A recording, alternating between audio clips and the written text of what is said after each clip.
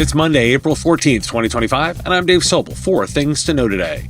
Tariffs up, sentiments down. Why tech spend may be the next to stall. Small businesses are hurting, and providers need help more than ever. Politics meets cybersecurity as Trump's orders stir fear and silence, and CIOs blow past cloud budgets, giving providers a bigger seat at the table. This is the business of tech. With as fast as the market seems to change right now, a weekly check actually allows a bit of perspective. In March, U.S. consumer prices eased more than expected, with the 12-month inflation rate dropping to 2.4%, below the predicted 2.6%.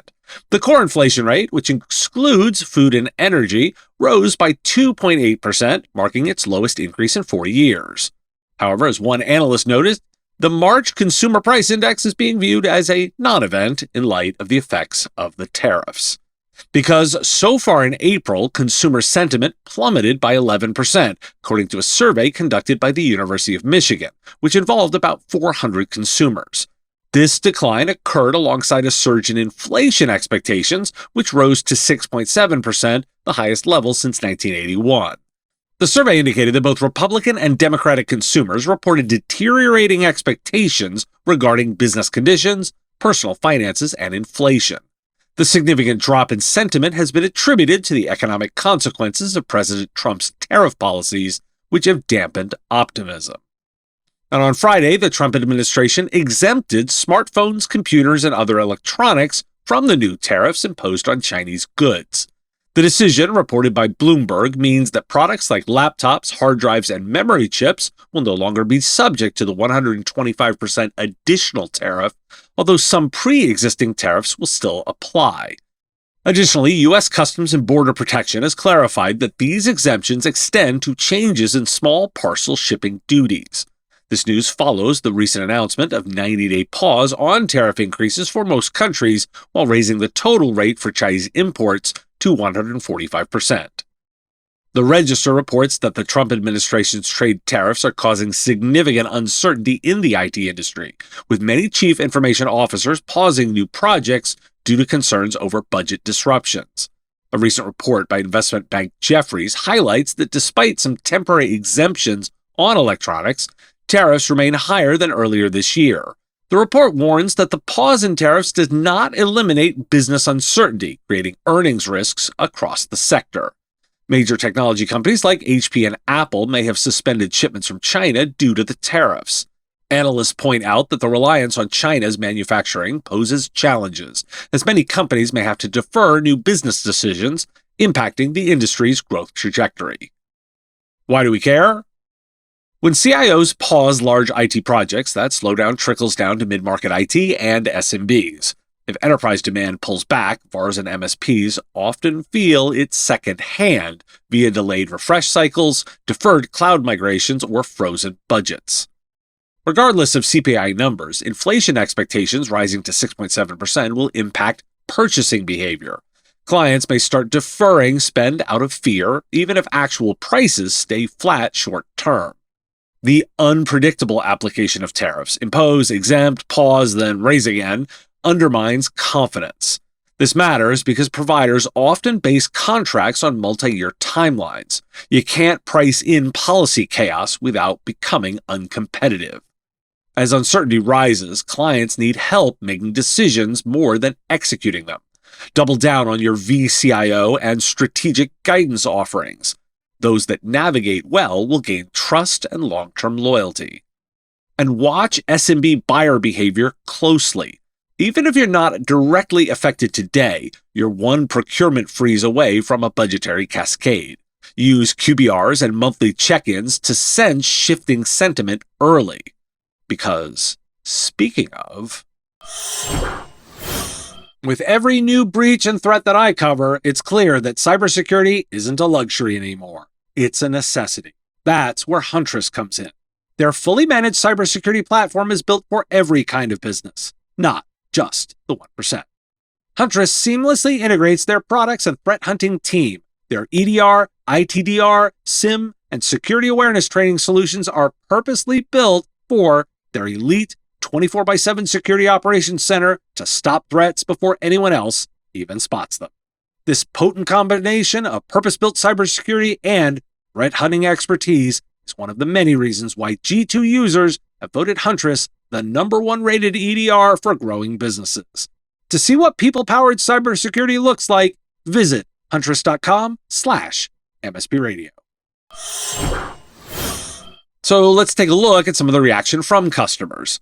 The National Federation of Independent Business, NFIB, has reported a significant decline in its Small Business Optimism Index for March 2025, which fell by 3.3 points to 97.4, dropping below the historical average of 98.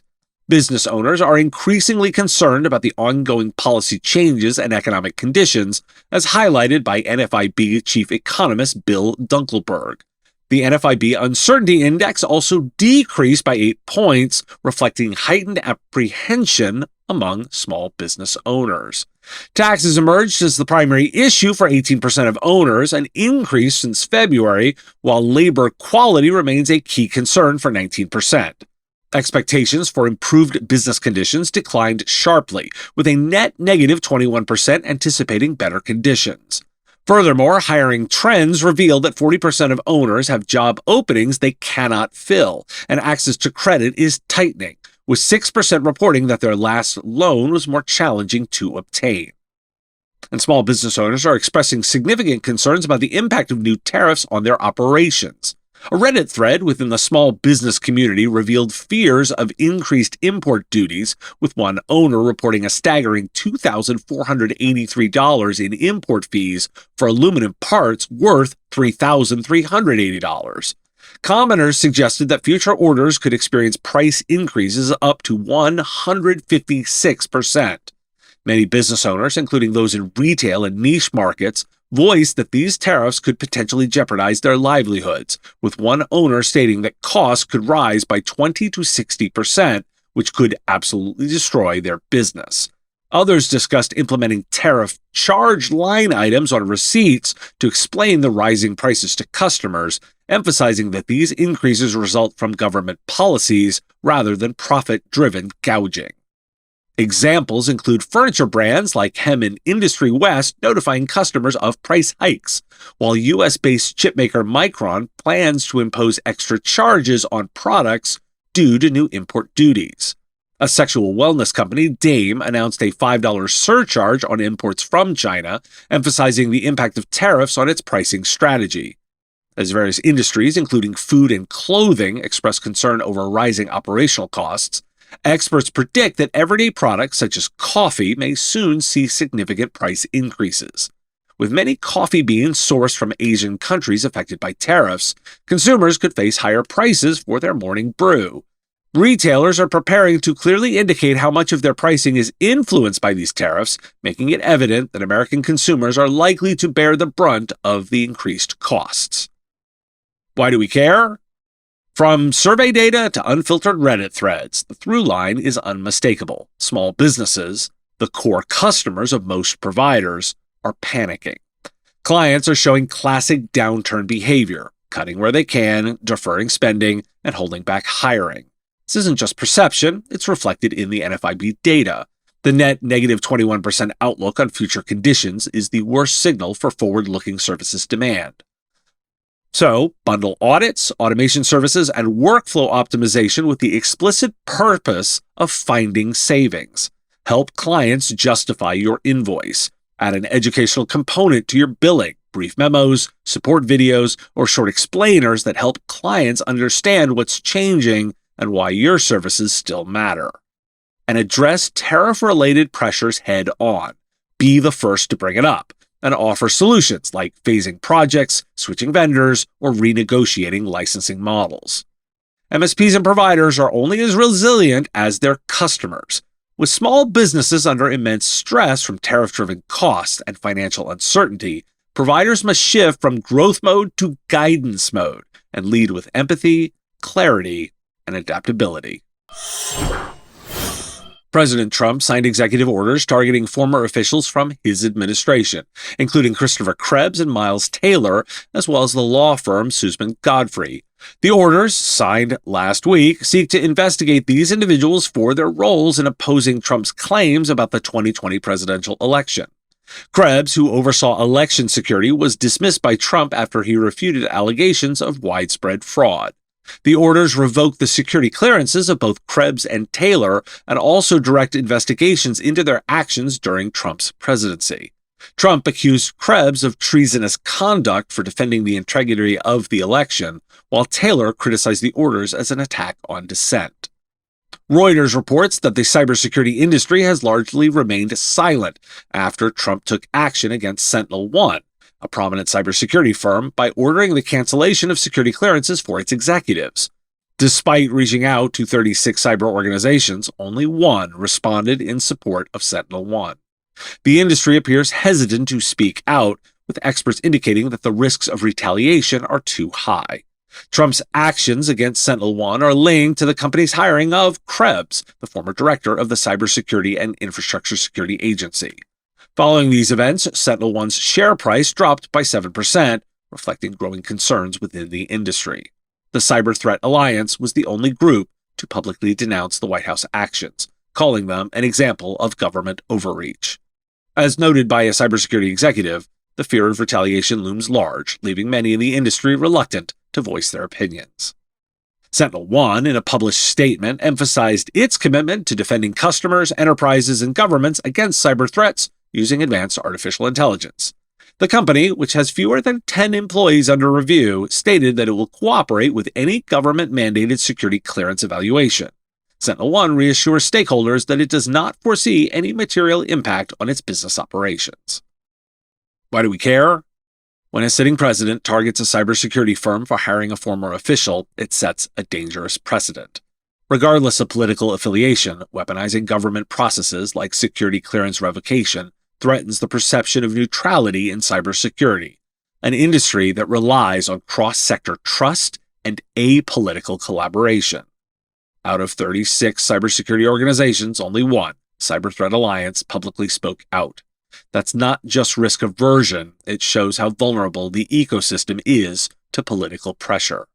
Don't wait for this to escalate. Evaluate exposures to SentinelOne and other vendors tied to political controversy. Make sure you have contingency plans and Tier 2 vendor options. This is a high alert moment in cybersecurity, and a reminder that technology decisions are no longer politically neutral. If you're not scenario planning for political risk in your vendor stack, you are behind.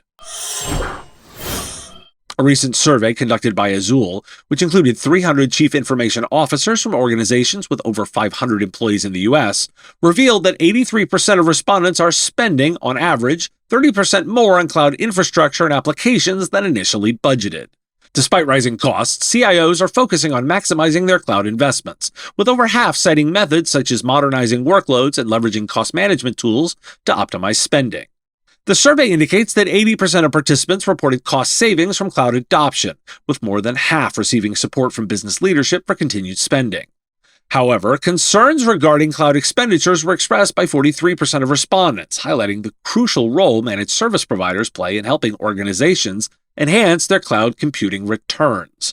With 71% of CIOs currently running over 60% of their workloads in the cloud, the trend toward increased cloud deployment is expected to continue, with many planning to elevate that figure to between 81 and 100% within the next 5 years. A recent survey by Channel Futures reveals that managed service providers are increasingly integrating security solutions into their offerings. In the fourth quarter of 2024, approximately 47% of managed service providers reported adding these services, marking a significant rise from the 20% who did so in the previous quarter. The survey, which included around 60 leaders in the field, also indicated that 41% incorporated artificial intelligence vendors during the same period. Managed security and AI solutions emerged as the top demands in 2024, with remote monitoring and management, software as a service, and managed backup and disaster recovery also seeing notable interest. Matt Kinsey, Chief Information Security Officer at IT Fusion, emphasized the need to differentiate from competitors as a primary motivation for the trend. Overall, 64% of surveyed providers noted growth in managed security solutions, with only 36% citing artificial intelligence as a significant contributor to business gains. Why do we care? Well, cloud spend is out of control. That's not a rounding error, it's systemic. And it's no longer just a FinOps problem. This overspend is now a strategic performance issue. Now, despite that, 80% still report net savings from cloud, showing the value proposition is intact, but mismanaged. That's the wedge MSPs can exploit, helping clients realize the promise of cloud without the budget bloat. As CIOs turn to cost management tools, they're often adding complexity. MSPs that act as integrators, not just resellers, are in a prime position to streamline toolsets, rationalize platforms, and reduce redundancy. So show clients where they're overpaying, where workloads are misaligned, and how to modernize. And bundle managed security into your core stack, not as an upsell, as the foundation, remembering it already runs a risk of commoditization and does not act as your differentiator. This episode is supported by Comet Backup. As IT providers, we've all been there. The phone rings, your largest client is absolutely panicked. They need you to restore their data as soon as possible. That's where Comet Backup comes in. Comet is an all-in-one backup solution designed specifically for IT professionals. Whether you need to protect computers, servers, virtual environments, emails, or databases, Comet Backup empowers you to manage backups on your terms. You choose where the data is stored, backup to local on-prem storage, or any of the leading cloud providers. Visit cometbackup.com to start your free 30-day trial today. Get $100 free credit when you sign up with the promo code MSP Radio. Comet Backup, the backup solution that MSPs trust. Thanks for listening. Today is National Dolphin Day, National Donate a Book Day, and National Pecan Day. I'll be speaking on a webinar on April 22nd, that's next week, about inbound marketing in the AI era with the author of a new book. Link in the show notes and description to sign up and register now. I will see you there. The Business of Tech is written and produced by me, Dave Sobel, under ethics guidelines posted at businessof.tech. If you've enjoyed the show, make sure you've subscribed or followed on your favorite platform. It's free and helps directly. Give us a review, too. If you want to support the show, visit patreon.com/MSPradio, and you'll get access to content early. Or buy our Why Do We Care merch at businessof.tech. Have a question you want answered? We take listener questions, send them in, ideally as a voice memo or video to question@mspradio.com. I answer listener questions live on our Wednesday live show on YouTube and LinkedIn. If you've got a comment or a thought on a story, put it in the comments if you're on YouTube, or reach out on LinkedIn if you're listening to the podcast. And if you want to advertise on the show, visit mspradio.com/engage. Once again, thanks for listening, and I will talk to you again on our next episode. Part of the MSP Radio Network.